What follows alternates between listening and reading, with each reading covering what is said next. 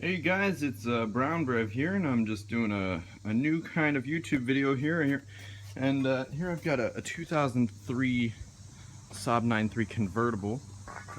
It's got about 96,000 miles on it. And a problem I'm having is that the oil pressure light will come on and flicker. And that's it's actually a pretty common problem in a lot of 93s and 95s. So what I'm going to do is I'm going to show you how to fix it. First step, this isn't really necessary to take out, but I'm going to take it out anyways. I've got a set of hose clamp pliers here and just a hex bolt there, and I'm just going to pull this out because we got to get under here and then take the exhaust off right there. See that O2 sensor? We got to take that off, and then we're going to get under here. You see I've triple supported here, just safety. Once we've got that exhaust out, you see that oil pan. What actually causes this problem is a little bit of sludge.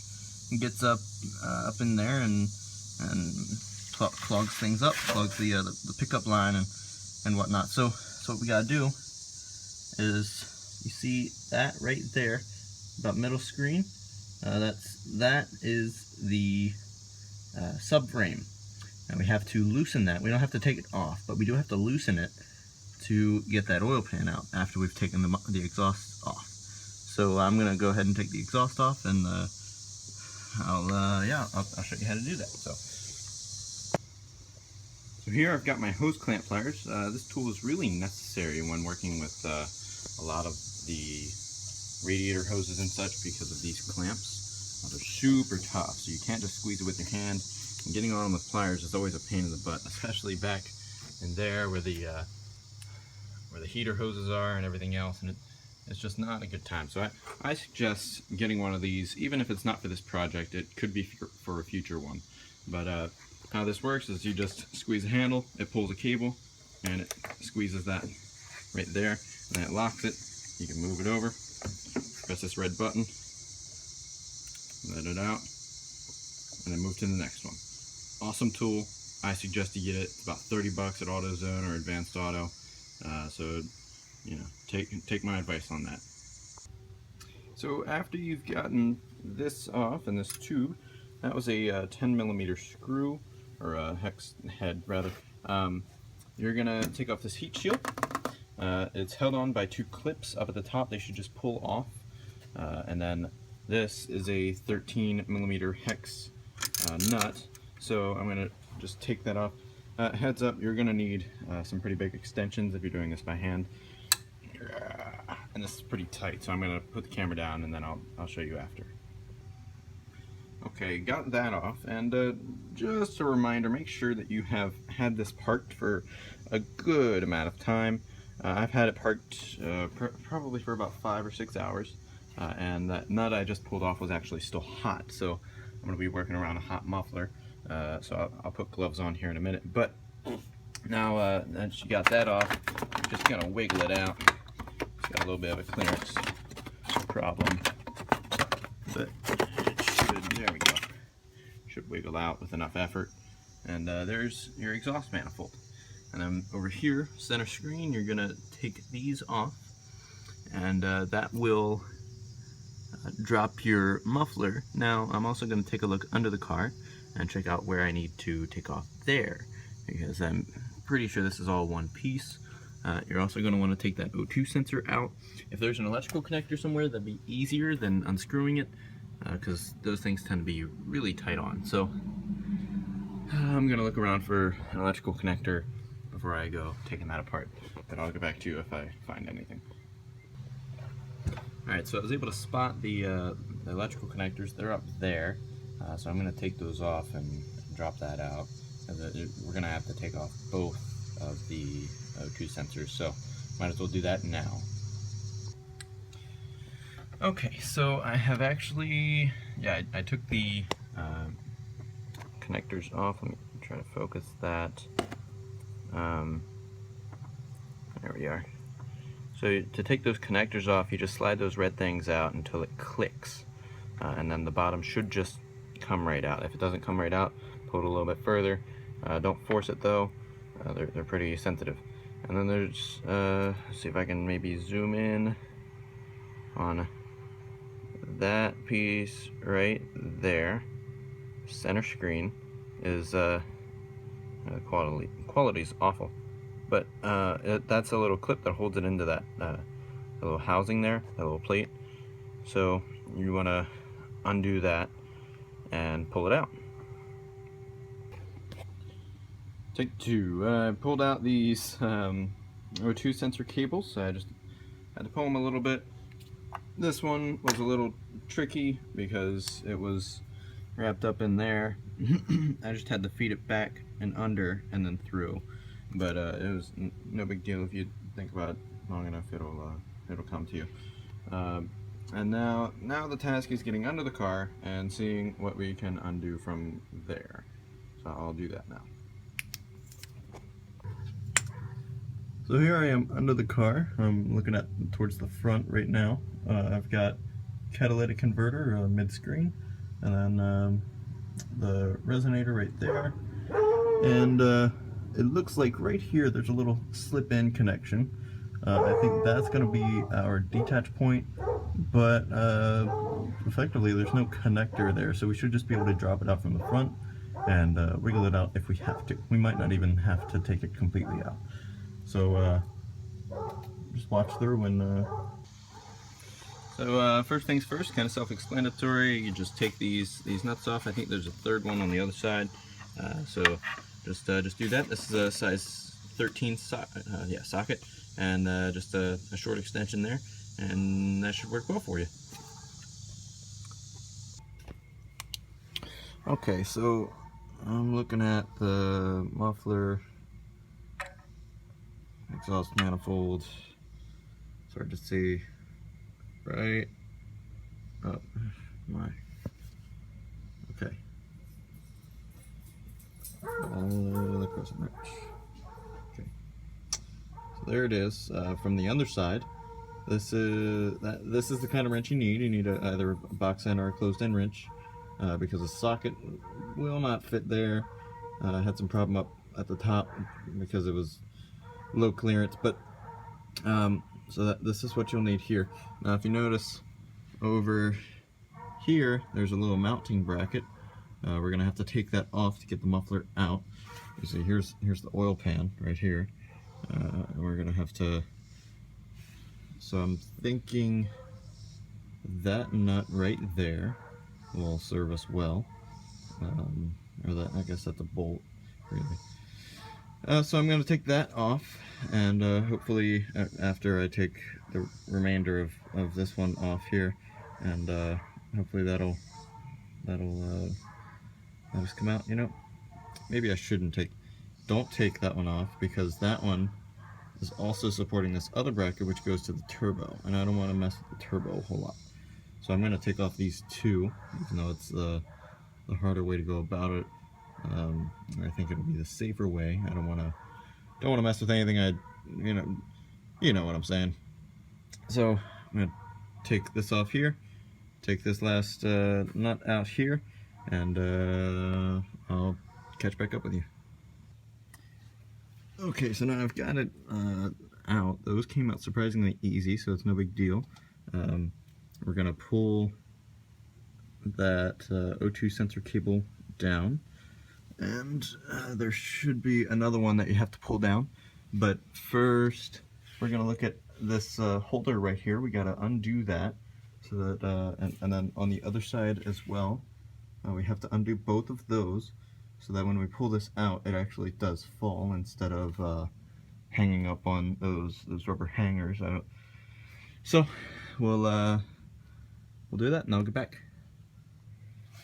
So I've gotten the muffler down. It's right there. See the O2 sensor inside. So after taking those hooks off, you should just push out a little bit from there, and it should just fall right out. It looks like, you know, something is flexing somewhere, and it doesn't seem to be dangerous in any sort of way. So I'm just going to leave it like that and So now we're going to take out or loosen up the subframe. But first, to loosen up the subframe here, I'm going to scoot out from underneath the car a little bit. If your car still has this plastic cover, which my 9.3 doesn't. This is actually my girlfriend's 9.3. She's been more easy on it than I have. But if this is still on here, you have to take this off, and it's just a couple of screws, and it'll pop right out. But this is necessary in order to get the subframe loosened. So go ahead and do that. As you can, this is where I've chosen to support the subframe, or to support the car from, because that is the main frame and not the subframe. If you were to support it back here, that is the subframe, and that's the part we're loosening up, and that won't help you out a whole lot. So support it from there. That's what I found it to be the best. As you can see, I'm actually on the plastic, so I'm gonna, after I loosen this up, I'm gonna have to jack it back up and then pull it out. But no big deal. Whatever's safest, that's what matters. So I'm going to take out all these screws that are left. Obviously there's a little bit of cracking and stuff going on, so not all the screws are in. But we'll do that, and then I'll get back to you. All right, so now I've got these pieces out. They will go back in, even though there's some road damage on it. It does help with aerodynamics and helping block some of the road debris. So let me get a flashlight. Now we have a clear view the entire way across of the main frame, and then back there, mid-screen, is the subframe, from which this bolt here, and lost it. That bolt there. And then back there as well. I'll show you when we get closer to that. But first, we gotta get these out. And let me figure out what size that is. I want it. It's all metric, so it'll probably be a 15. But I'll get back to you. So the socket was actually a 16 and not a 15, so I had to pull out other sockets, not from my Cobalt toolkit, but I did get it, and I did take them off, and now we're going to move to the back. Alright, so I'm back here towards the back. You see these two bolts here, this one and then the one over there, now center frame. You're going to have to loosen these. You don't have to take these out, but you're going to loosen that one more than you're going to loosen this one, because we're just going to wiggle it out a little bit so that we can get, so we're gonna pry it down a little bit so that we can wiggle that oil pan out. But yeah, so it should be decently tight. So it does take a little bit of muscle to work that out. But I'll get back to you in a moment.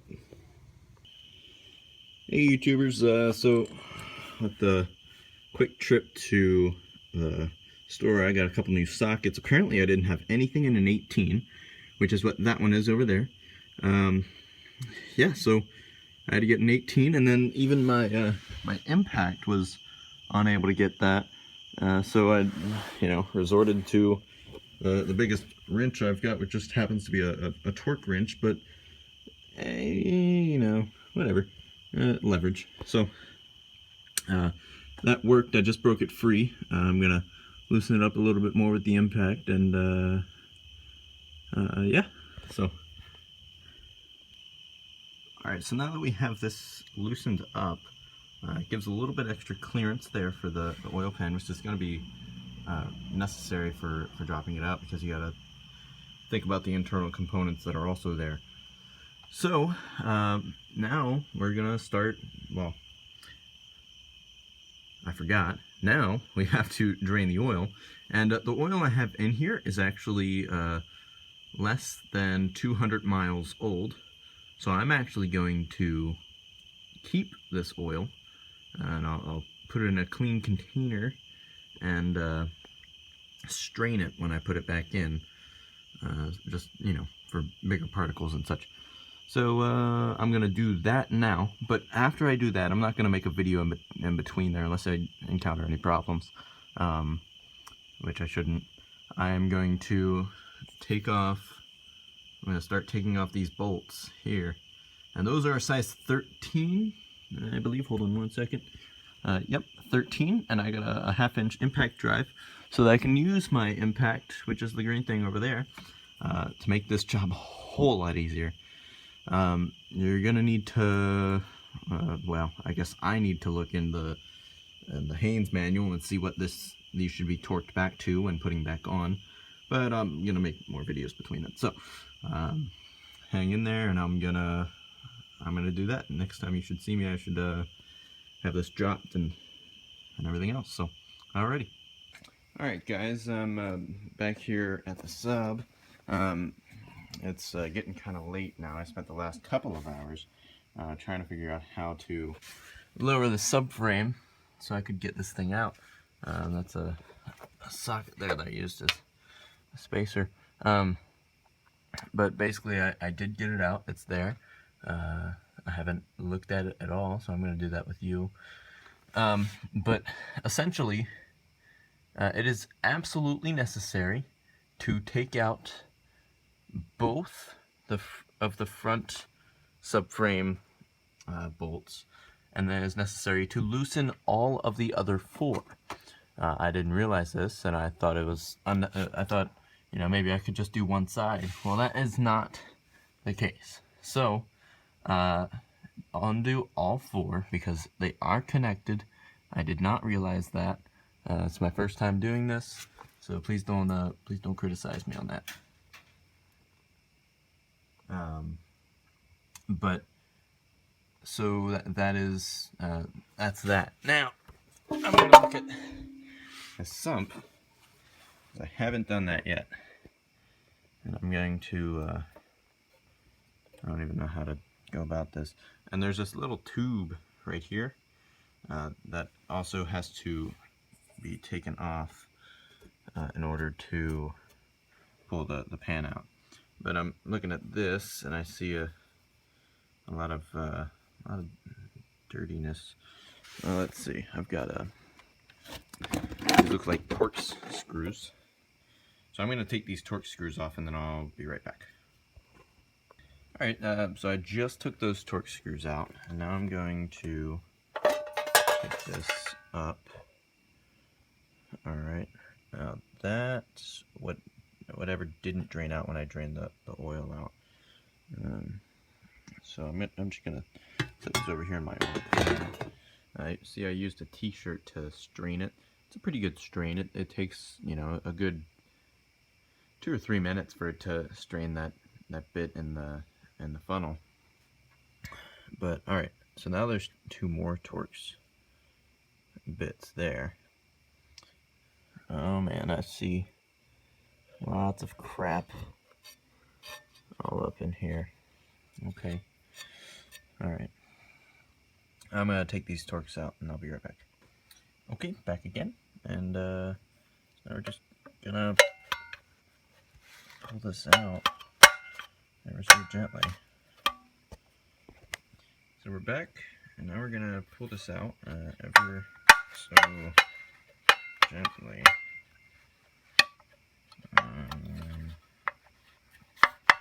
Is there a trick to this? There might be a trick to this. Or it might just be to pull. I'm going to set you down really quickly.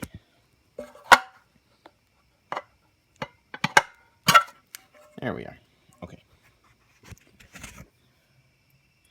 That's our problem. That is the reason we get the flickering oil pressure light, and the reason why oil pressure is low is because of that screen right there full of gunk. So I'm actually going to set this aside and then drain the rest of this oil into here. Ooh, yuck. Not drain a whole lot of that in there. That's full of crap. Alright, so basically now the task is just to clean that up. I've heard that gasoline works really well at cleaning that up. It looks like my O-ring on here is in a pretty decent condition. There's no signs of excessive wear on that, so that should be fine. It's good practice to replace that, but this is kind of an emergency oil pan drop and whatever.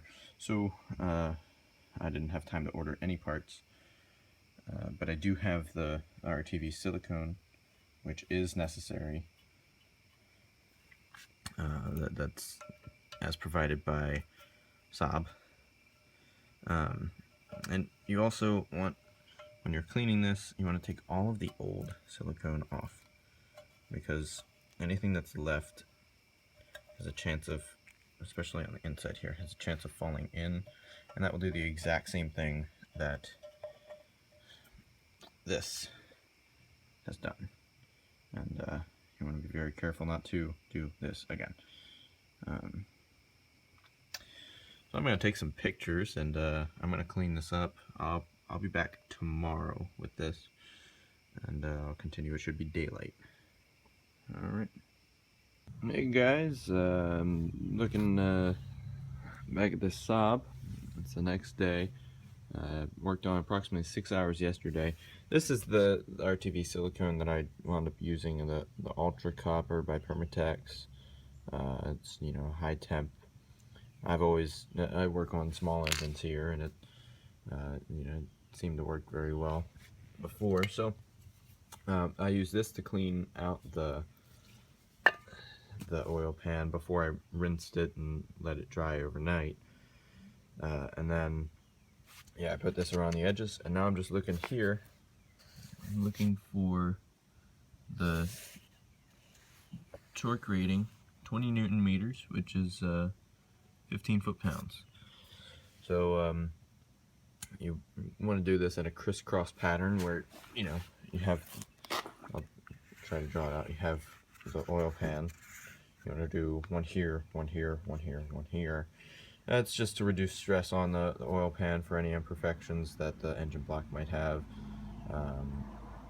So you just try to maintain that pattern the entire way around. But right now it is up there, because it was hard to videotape that, so I just kind of skipped that. But it is up there. It's a pain in the butt to wiggle in and out, especially with the gasket maker on there. But you know, whatever. This has to that gasket maker has to cure for 24 hours. So I'm just gonna put everything else back together, and then I'll come out and put oil in it and everything else at about 8 o'clock tomorrow. So I'm going to go ahead and put those bolts on, and then I'll make another video. Hey there, YouTubers, Brown Brev here, and I'm back with the final result. I have not put any oil in it yet. I'm gonna let this that stuff cure. That takes 24 hours, so I'll be back out here at 8 o'clock tomorrow to put oil in it and start it up. But everything is all back on. It's pretty self-explanatory. If you've taken it off already, you should understand how to put it back on. You just pull up the muffler, connect the CO2 sensors again. You can see they're connected back there. And then you put that tube back on, and you put the shield back on, and then the tube. And then under here, you bolt up that muffler flange, and then hang the catalytic converter, put the oil filter back on, and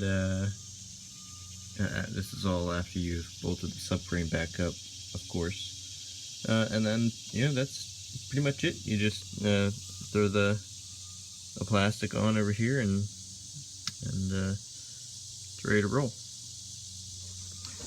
Alright, you know, this has been a learning experience for me, and I hope I've passed on the learning to you. So subscribe.